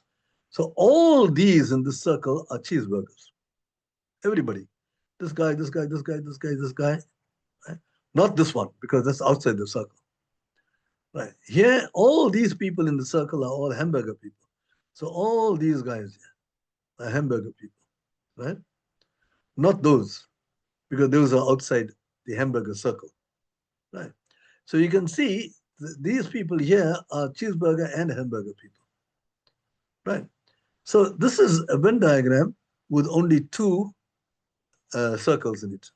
So you got these people are people who eat cheeseburgers, who's got a cheeseburger but not a hamburger. Here, these people are cheeseburger and a hamburger. And here, it's only the hamburger because these people here eat the hamburger, but they are not certainly don't eat the cheeseburger. So you got three types of people: some which have the cheeseburger, but not the hamburger; the others which have both, and the others who have hamburger, not the cheeseburger. In this situation here, it's a little bit more complicated, right? But it's the same principle. Now they say that altogether you got 100 members. So this whole school or sporting club has got 100 members. So altogether in this diagram, there are 100 people. These 100 people now are separated into several groups. You got 1, 2, 3, 4, 5, 6, 7, 8. 8 different groups they are in, right? Which makes the life rather complicated. So we have to understand what each group is. So if you look at firstly, we say of these 100, 44 play soccer. So in other words, all the people in this circle, they all count up to 44. Okay? Rugby is 45. So all the people in this circle, the numbers in this circle here must add up to 45. And the numbers in this circle here must add up to the number of people who play cricket. And that is 45 play cricket, I'm sorry. It's 45 play cricket, 50 play rugby, it says here, and 8 play soccer. All right, so the 100 is all together. So we use that number. We use 44, we use 45, and we use 50. Now, what about 8? 8 plays soccer and cricket only. So you got soccer and cricket. Now, soccer and cricket all are inside here. This is soccer and cricket, right?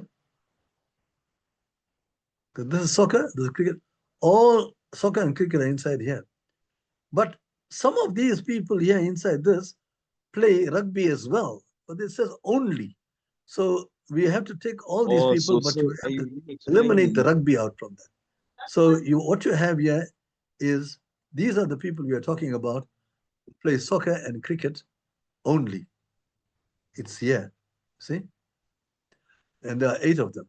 And 9 people play rugby and cricket only. So you got 9 people play rugby and cricket. So those will be inside this lot here, rugby and cricket. But if you're talking about rugby and cricket only, you'll have to remove these guys because they play soccer as well. So there are 9 in this lot. And likewise, you got 7 in that lot, right? So now the question is, how many are in this lot here? In that lot there. And so that's when we said, okay, to do that, we have to try to get an equation, right, with one unknown and try to solve that equation. Okay. So how do we do that now? So we have to have an unknown, and we name. There are lots of unknowns here. This is an unknown. That is an unknown. That is an unknown. But they do say that 5 play neither soccer, cricket, or rugby. So there are 5 people outside this group. So that is not an unknown. But you got 1, 2, 3, 4 unknowns here, right? But you'll notice that this one here is in all of them. So if you call this X, then we can calculate this by bearing in mind that if you add up all these numbers, you are going to get, what did we say?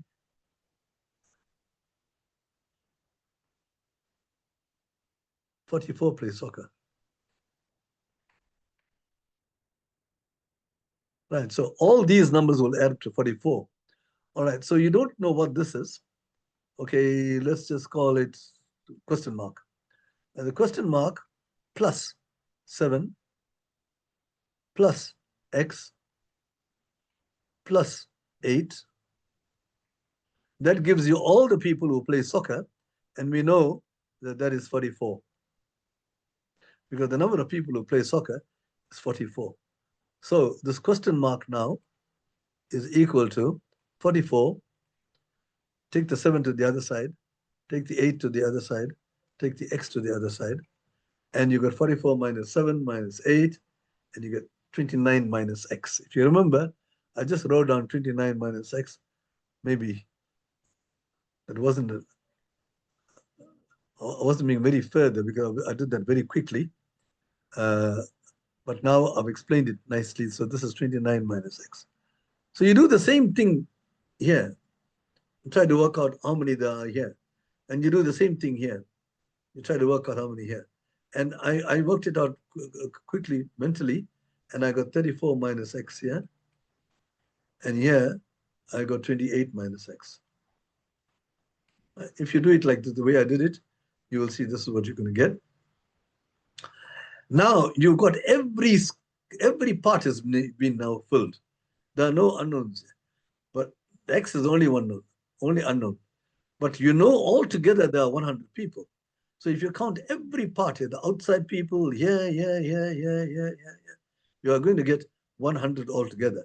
So we add all these numbers, right? And you get an equation involving x. So I'm going to do that now since you're 29 minus x. Let's go from the top. 29 minus x plus 7 plus 34 minus x. That takes care of that, and that. And then let's take the other middle ones. This is 34 minus x. 8x and 9 plus 8 plus x plus 9. Okay, I've taken care of those 3. And the only 2 left. This one here, 5 plus 28 minus x. Right, now I've ticked all the boxes. So, and that number is equal to 100. Right. Now, let's add up all the numbers. Okay, add up all the x's. You got minus x, minus x is minus 2x. Minus 2x plus x is minus x. And minus x is minus 2x. So you got, if you bring all the x's to one side, I'm not doing it, to the left-hand side, you're going to get negative 2x. And on the right-hand side, you got 100, and you're going to add up all these numbers. 29 plus 7 is 36, plus 34 is 70, 70 plus 8 is 78, 78 plus 9 is 87, 87 plus 5 is 92, and 92 plus 28 is 120. So you got 100 minus 120, because all these are on the other side of the equal sign. So you get minus 2x equals minus 120. And this one here is negative 20. So negative 2x equals negative 20. So negative 2 times what gives you negative 20? X is 10. So once you got x is equal to 10, then you can calculate, those who play rugby only, is 34 minus 10, which is 44. 24.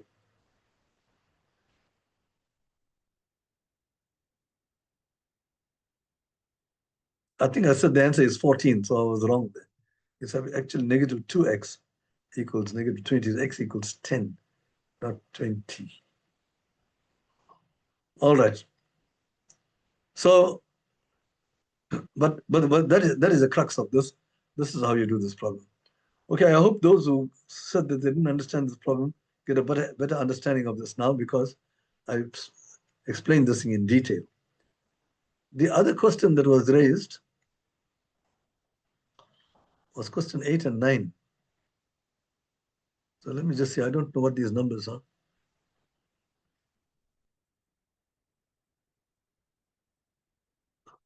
One, two, three, 4, 5, 6, 7, 8, 9.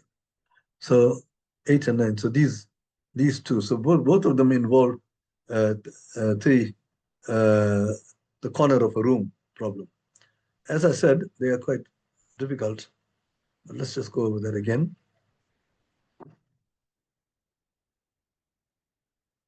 So, look, if you don't understand it, it's okay, because this is not really meant for juniors. But I just put it in because they do ask questions like this sometimes, and they're challenging questions. And I thought it'll be useful for you to know how to tackle these problems. You see, basically, the underlying principle here is that you got a floor.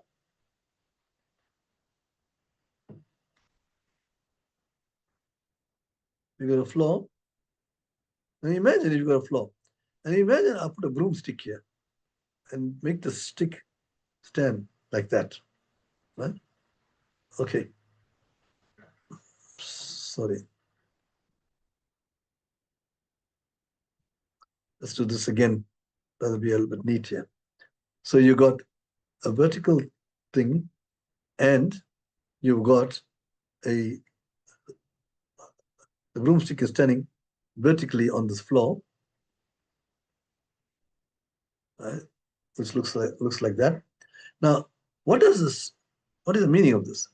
You see, the thing is, you don't have to be too bright to understand that no matter which line I take on the floor, the angle between that line and the vertical line is 90 degrees. See? If I take another line here, take another point down here, and go here, this angle is also 90 degrees, although it looks like as if it's an acute angle, but this is on the floor, and this is the broom, which is vertical to the floor. The point is that all these lines going to this bottom of the broom, the whole lot of them are all perpendicular to the vertical line. See? So that's the crux of this thing here. So that's what happens here in this problem here. You can see there's your broom, and this is your bottom of the broom, which is on the floor, and this is a point on the floor.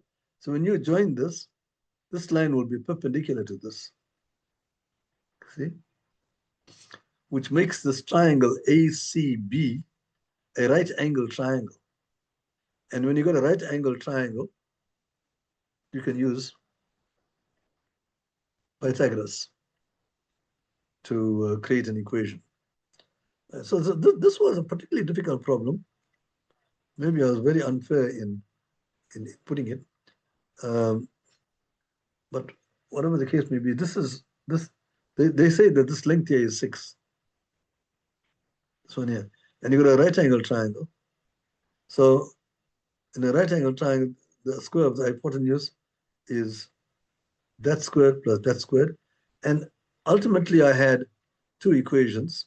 And I think I'm not going to go into that one, because I think the main thing is to understand that when you got a broomstick and you got a line on the floor hitting the bottom of the broomstick, that line is perpendicular to it. All right. The other difficult part here is where you got these equations, and you would have been wondering what's going on. The algebra is very complicated. I had a plus b plus c equals 7, and I had a squared plus b squared plus c squared is 36. That arose from this figure here. 36 is equal to a squared plus that, and that squared is an hypotenuse of another triangle. So that's how you get b squared plus c squared. Now the question is what is the surface area? Now, if you take the top, this is A, B, C. So let's look at the top of this box. Firstly, it's a rectangle. What are the sides? That is a side, but that side is exactly the same as this side. So it's C, and this side here you got, and this side is the same as this side which I've named. So it's B. So here, as far as the top rectangle is concerned, it's a rectangle whose sides are B and C. So its area is length times breadth, which is BC. So the area of the top rectangle is BC. Right. But there is another rectangle which has got exactly the same area. It's the one at the bottom. So those 2 rectangles they both add up to BC plus BC, BC at the top, another BC at the bottom. That's 2 BC. Right. Likewise, now if you look at the area of this rectangle, you'll get something similar. You'll have 2 AC, and then you'll have 2 AB. Those will give you the top and the bottom gives you 2 BC. The two sides here will give you something, and the front and the back will give you 2 AB. I can see the front is already AB, A and B. So this is the front and the back. Now, that will give you 6 faces, and those 6 faces, you need to know what is the area, total surface area. So you need to know what this thing here is. And it looks very hard. How do I know? I don't know what A is. I don't know what B is. I don't know what C is. So how can I calculate a thing like this? Now, this is where, algebra comes in very useful, because it says, I've got just those 2 pieces of information, right? Can I use these 2 pieces of information to calculate this one? And the answer is yes. The way to do that is to square A plus B plus C. So you square this one, all right?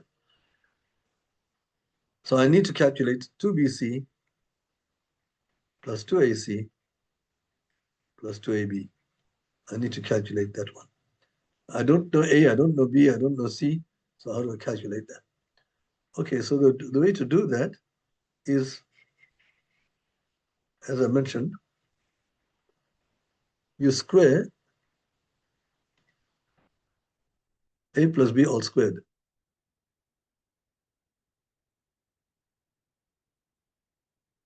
That is 49.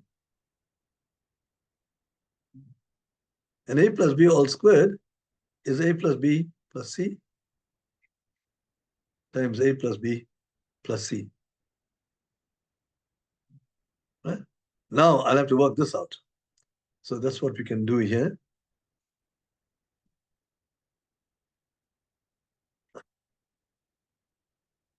Now somebody is writing on my screen again.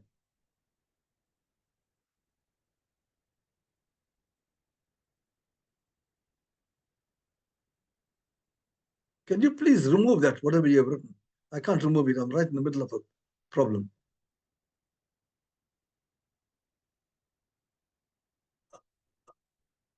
Okay, so I'm now going to calculate A plus B plus C. Oh, thank you. A plus B plus C times A plus B plus C. And now how do you do this? If I had X into Y plus Z, that is XY plus XZ. Chumelo, can you please stop your nonsense?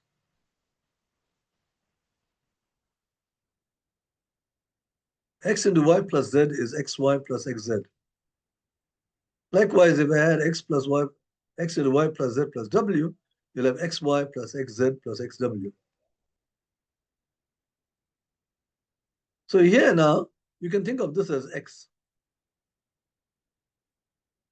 So you'll have X into A plus B plus C. So that gives you AX plus BX plus CX.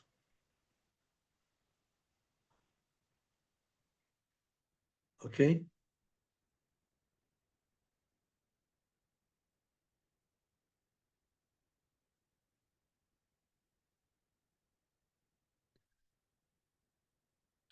I think I'm going to stop here. There's somebody who is messing around and he's spoiling the entire class.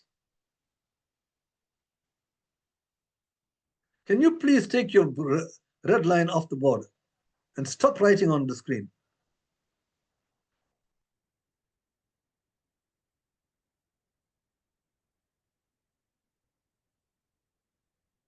All right, now I'm calling this X here, so I can put X, replace X here by A plus B plus C, and this is what you're going to get.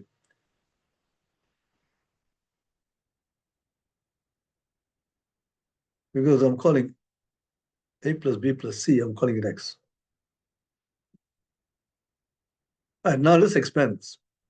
You got A squared plus AB plus AC. And here you got B into A plus B plus C, plus BA plus B squared plus BC. And you got C into A plus B plus C, so that's CA plus CB plus C squared. It's getting rather complicated. But what I'm going to do is just isolate the A squared, the B squared, and the C squared. Because I know what that is. So I'm going to put A squared plus B squared plus C squared, put them together. I know what this number here is, it's 36. Then I look at what's, there are 9 terms here. Look at the remaining 6 terms. I see I've got AB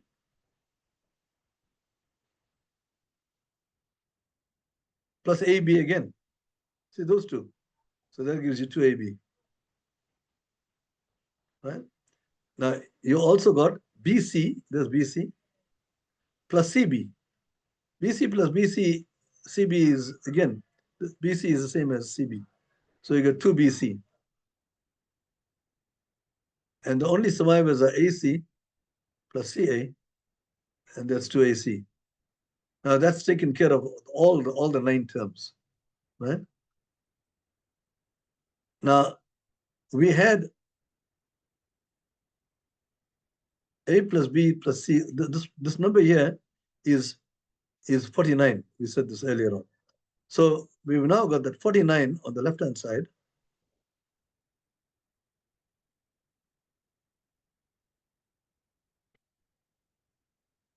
I'm going to just take this out. You got 49 on the left-hand side.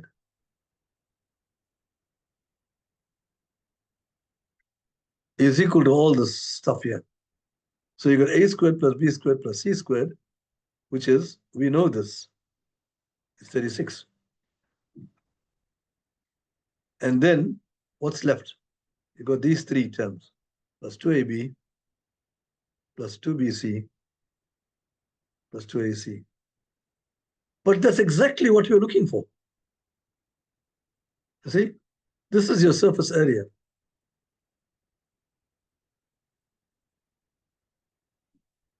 We added all the 6 faces and we got that.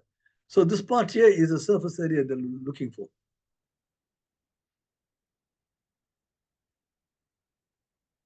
So whatever the surface area is, when you add it to 36, you're going to get 49.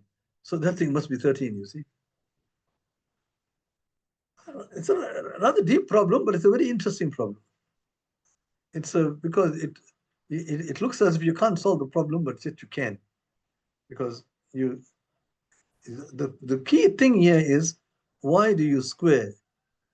It's because I've got A squared plus B squared plus C squared, and I've got A plus B plus C. So I have to link those two up. And the best way to do it is to square A plus